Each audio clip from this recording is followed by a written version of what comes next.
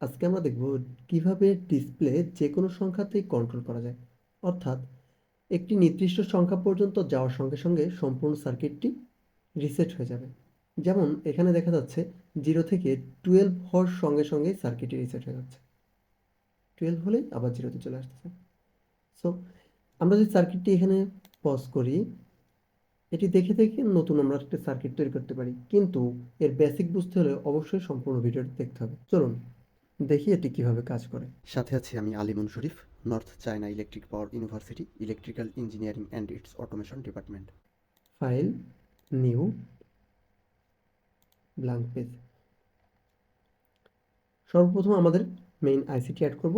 আইসিটির জন্য TLT option 74LS160D, দ্বিতীয় অপশনে এটি। বলে রাখি, আপনাদের ডিসপ্লেতে এরকম সার্কিট নাও আসতে পারে, একই কম্পোনেন্ট কিন্তু ভিন্ন শো করার কারণ হচ্ছে গ্লোবাল অপশনে যেয়ে আপনার কম্পোনেন্ট স্ট্যান্ডার্ড চেঞ্জ করে ANSI থেকে IEC অপশনে আসতে হবে। ওকে, এই সার্কিটের মূলত CLR এই পিনটি নিয়ে আজকে আমরা আলোচনা করব। ক্লিয়ার পিনটি দিয়েই সম্পূর্ণ সার্কিট রিসেট করতে হয়। এখানে একটি ডিসপ্লে অ্যাড করতে হবে। এখন HEX display, green display. Okay, power source, VCC power source, এটি দিয়ে কি করব? এটি দিয়ে মূলত আমাদের আইসিতে পাওয়ার সাপ্লাই করবে। এরপর এই আইসি কন্ট্রোল করার জন্য একটি ক্লক ভোল্টেজ প্রয়োজন। সোর্স অপশনে ক্লিক করব, সিগন্যাল ভোল্টেজ সোর্স, এরপর ক্লক ভোল্টেজ। ওকে, ক্লক ভোল্টেজের জন্য অবশ্যই একটি গ্রাউন্ড প্রয়োজন, গ্রাউন্ড। ওকে, আমরা এখন কানেক্ট করে দিই। প্রথমে পাওয়ার যাবে লোড, এরপর ইএনটি এবং ইএনপি অপশনে। দেন ডিসপ্লের 4টি পিন 1 2 3 4, এই 1 পিনটি এতে যাবে। ক্লকের যে আউটপুট সিএলকে এই পিনে যাবে। এখন আমরা যদি সার্কিটটি রান করি তাহলে 0 থেকে 9 পর্যন্ত কাউন্ট করবে, কিন্তু আমরা তো 0 থেকে 9 পর্যন্ত কাউন্ট করব না। সাপোজ এটি 0 থেকে 6 পর্যন্ত কাউন্ট করে আবার 0-তে চলে আসবে। ডেসিমাল 6-এর জন্য বাইনারি হয় 0 1 1 0। সো এইখানে এই 4টি পিনের এটি হচ্ছে 0, এটি 1 1 0, মাঝে দুটি 1 হলেই এখানে 6 শো করবে। সো আমরা এই দুটি পিনের মাধ্যমে যদি এইখানে ইনপুট দেই তাহলে ফুল সার্কিটটি রিসেট হয়ে যাবে। সো দুটি পিন থেকে কিভাবে একটি পিন করব তার আগে আরেকটু ব্যাপার ক্লিয়ার করি। এই CLR অপশন ততক্ষণ পর্যন্ত সার্কিটটি রান করাবে যতক্ষণ এইখানে ইনপুট আমরা 1 দিব।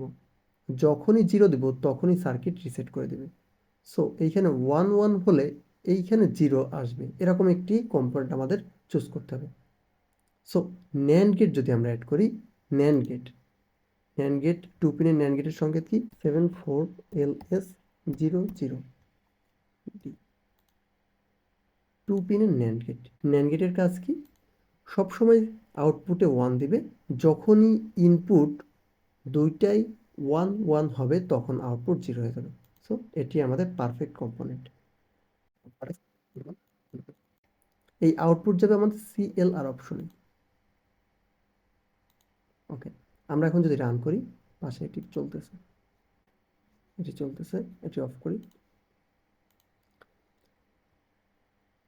রান করলে দেখা যাবে 6 পর্যন্ত, মানে 5 এর পরে 0 হয়ে যাচ্ছে।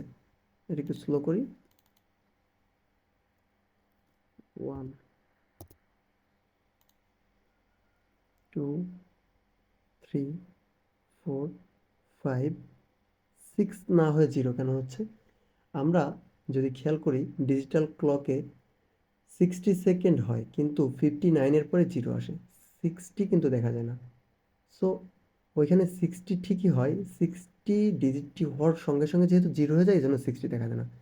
ঠিক এরকমই এখানেও 6 হচ্ছে, বাট 6 হওয়ার সঙ্গে সঙ্গে যেহেতু 0 হচ্ছে এই জন্য 6 দেখা যাচ্ছে না। 60 পর্যন্ত কাউন্ট করে 0 হয়ে যাবে, এরকম একটি সার্কিট তৈরি করব। এখানে যেহেতু 6 আছে, পাশে আরেকটি ডিসপ্লে আমরা আনি, সম্পূর্ণটি কপি করি, Ctrl+C Ctrl+V পেস্ট। এখন এই ডিসপ্লে যেহেতু 0 থেকে 9 পর্যন্ত কাউন্ট করবে, সো এর আউটপুট এখানে আমরা ইনপুট দিব। ইনপুট হচ্ছে ক্লক। ওকে, এইখানের ক্লক ডিলিট করে দিই। তো এখানে 6, এখানে 0 হবে। এই আইসিটি আমাদের রিসেট করার কোনো প্রয়োজন নেই, সো এটি আমরা ডিলিট করে দিচ্ছি। এখন এইখানে কত পর্যন্ত কাউন্ট হবে? 0 থেকে 9 পর্যন্ত। 0 থেকে 9 পর্যন্ত কাউন্টে এখানে আউটপুট আসবে। এর মাঝে অবশ্যই একটি নট গেট অ্যাড করে রাখতে হয়, তা নাহলে আমাদের সার্কিটটি 9-এ যে আউটপুট দিয়ে দেয়, 9-এর পরবর্তী সংখ্যাতে আউটপুট দেয় না। এখানে আমরা একটি নট গেট অ্যাড করব। নট গেটের সংকেত কি? 74LS04D।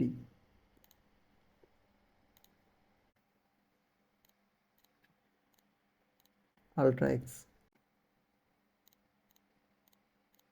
এটা ডিলিট করে দিই। এখন দেখি আমাদের সার্কিটটি রান হয় কিনা।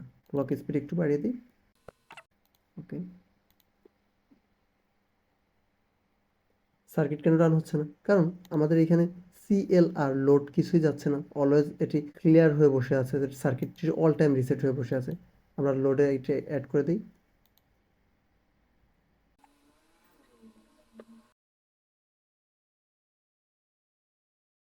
60 হওয়ার সঙ্গে সঙ্গে 0 হয়ে যাচ্ছে। আমরা যদি এখন চাই 63-তে এই ডিসপ্লেটি রিসেট হবে, তাহলে কি করতে হবে? এখানে 6, এখানে 3 হলেই সম্পূর্ণ সার্কিটটি রিসেট হয়ে যাবে। তাহলে এখানে তো আমাদের 6-এ রিসেট করা আছে, এখানে জাস্ট আমাদের 3-তে রিসেট করতে হবে। 3 কিভাবে হয় বাইনারিতে? 3 হচ্ছে 0011, অর্থাৎ এই দুটি পিন 11 থাকলেই পরে আমাদের সার্কিটটি রিসেট হতে হবে। সো এইখানে যে আমি একটি ন্যান্ড গেট এনেছি 2 পিনের, আমরা 4 পিনের একটি ন্যান্ড গেট আনবো, কারণ এখান থেকে দুটি ইনপুট নেবে, এখান থেকে দুটি ইনপুট নেবে। সো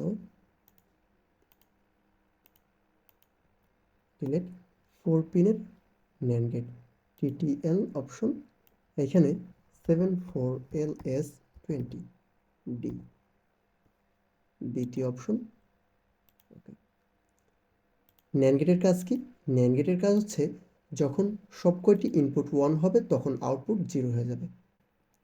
আলট্রা এক্স, এখানে যখন 3 হচ্ছে তখন 1 1 হচ্ছে, আর এইখানে যখন 6 হচ্ছে তখন এই মাঝে দুটি পিন 1 1 হচ্ছে, অর্থাৎ 4টি পিনই আমাদের 1 হচ্ছে। এখন আউটপুট কোথায় যাবে? যাকে যাকে আমি রিসেট করতে চাই, সার্কিটের এই আইসিটিও রিসেট হবে, এই আইসিটিও রিসেট হবে। সো সিএলআর অপশনে যে এই আউটপুটটি যাবে, এইখানে যে সিএলআর অপশন, সেখানে কানেক্ট হবে এই আউটপুটটি। এখন আমরা রান করে দেখি। 2 3, তারপর কিন্তু 0 হয়ে গেল। সো এভাবেই এই সার্কিটটি কাজ করে।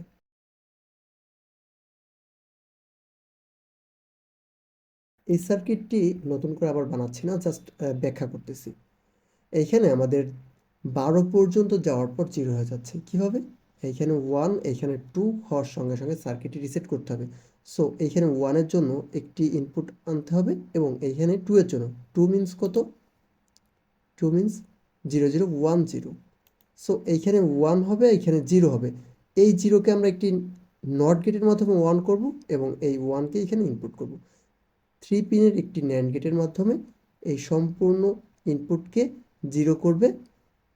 এই 0 ইনপুট এখানে সিএলআর এ যুক্ত হবে, এখানে সিএলআর এ যুক্ত হবে, দেন আমাদের 12 পর্যন্ত যে সার্কিটটি রিসেট হবে। 12 হওয়ার সঙ্গে সঙ্গে রিসেট হয়ে যাচ্ছে। সো এই পর্যন্তই। আশা করি আপনারা খুব সুন্দরভাবে কনসেপ্টটি বুঝেছেন। এতক্ষণ সাথে থাকার জন্য ধন্যবাদ।